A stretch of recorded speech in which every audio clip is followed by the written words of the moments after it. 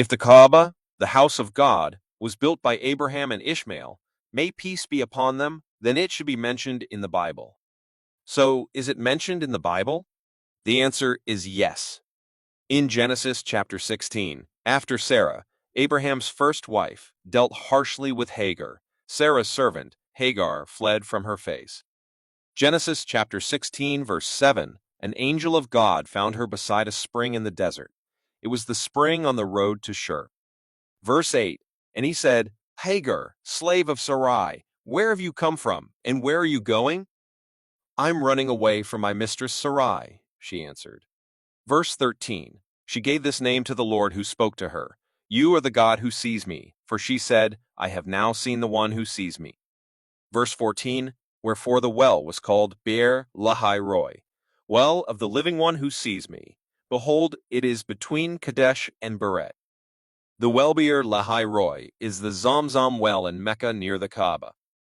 In Genesis chapter 21, verse 21, it says of Ishmael, and he dwelt in the wilderness of Paran, and his mother took him a wife out of the land of Egypt. In Habakkuk chapter 3, verse 3, it says God came from Teman, the Holy One, from Mount Paran. His glory covered the heavens, and his praise filled the earth. Many people say that Paran is in Palestine. There is no difference of opinion between the Muslims and the people of the book concerning the fact that Paran is Mecca. In Psalms, chapter 84, verse 6, who passing through the valley of Baca make it a well, the rain also fills the pools. Verse 10, for a day in your courts is better than 1,000 elsewhere. I would rather be a doorkeeper in the house of my God than dwell in the tents of wickedness. There is no valley on earth called Baca that contains a house of worship and a spring of water, in which one prayer is better than 1,000 prayers offered anywhere else other than Mecca. Baca is one of the names of Mecca.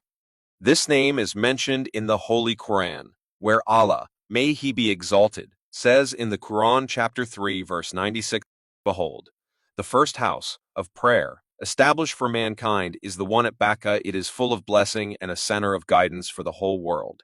The translators and commentators of the Old Testament distorted the word Baca to buka, meaning weeping or crying, even though names of places should not be translated.